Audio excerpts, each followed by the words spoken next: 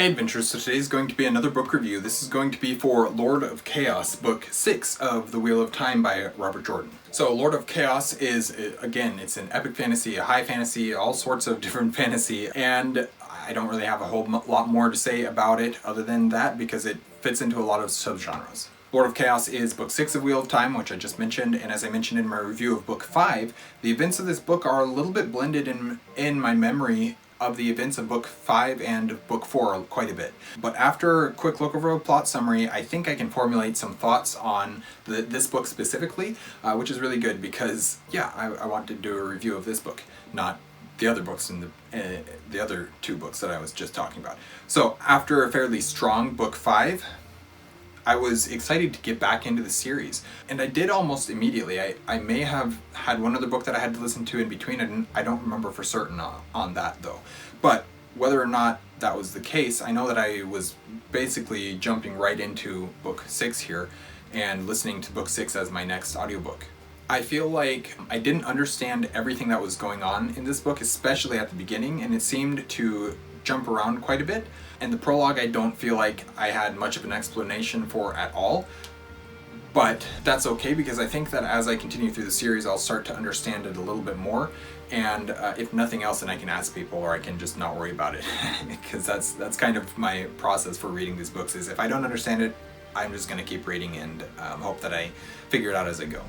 Before I get into the main body of my review here though, I'd just quickly like to say if you're liking what you're seeing from an Erudite adventure, we'd really appreciate it if you'd like, comment, and subscribe.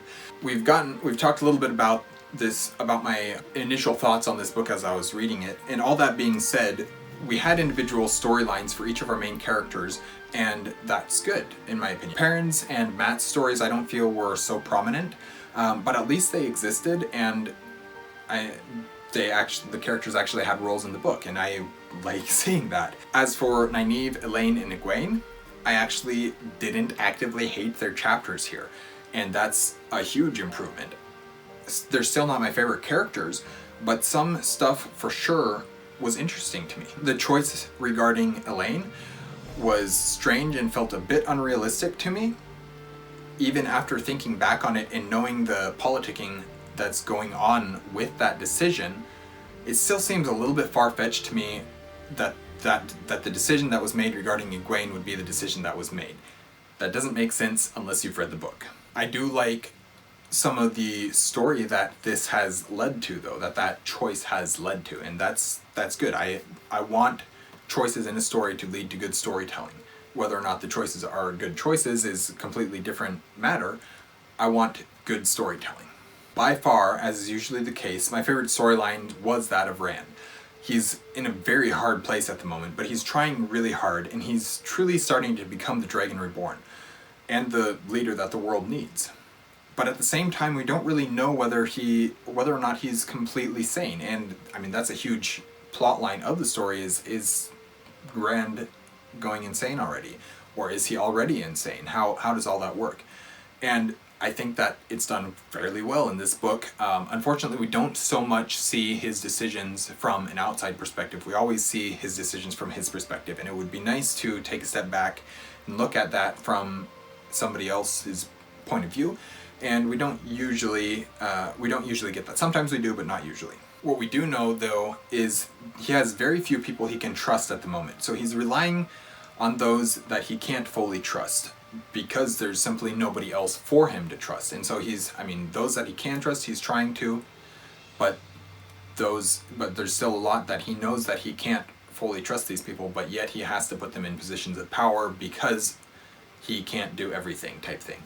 But as awesome as it is to see all the Ashaman and all the stuff going on with that's not the best part of this book for me. My favorite part of the story is that revolves around the White Tower Aes Sedai and their delegation to Rand. I'm always rooting for Rand, but he kind of walked right into into the events that happen here, and then he had to figure out a way out, and that's some of the best storytelling that I've seen done in this series. And of course the resolution was set up from the beginning, so I don't mind the way that it ended up resolving itself, because there was set up for it at least the very beginning of this book, if not in early parts of book 5. I don't remember, in late later parts of book 5. It was either in later parts of book 5 or in early parts of book 6 that this was set up for.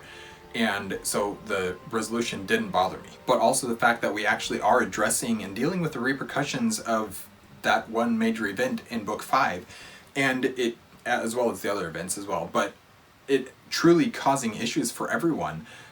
That's also massively important part of the book and the series going forward, and I think that we need more of that type of thing where there are huge major repercussions from the series going forward, or from earlier books in the series that continue throughout the following books. That's what I'm trying to say. Overall, book 6 is probably my favorite book in the series right now. If not, it's at least close to or tied with Eye of the World for that spot, which Eye of the World is the first book in the series. It's my favorite that I've read, except maybe book 6. It's 1 and 6 are currently tied for my favorite book in the series. I really feel like the plot is actually starting to progress and move forward, and that we've gotten some good storytelling now. It is unfortunate that I had to wade through so many books that I didn't love to get here, but I actually did really enjoy this book, even with my issues understanding everything, specifically that prologue that was a little confusing to me, as well as some of the other things. And that's all good. I'm glad that I'm finally enjoying the series a little bit more. I just hope that it continues and that it doesn't go back downhill, because I'm getting into the slog as of where I'm reading now. So anyways, that is my review for Lord of Chaos, Book 6 of The Wheel of Time by Robert Jordan. Thank you guys for watching an Erudite adventure. We are posting a lot of videos at the moment, so we will see you guys again soon. Stay warm.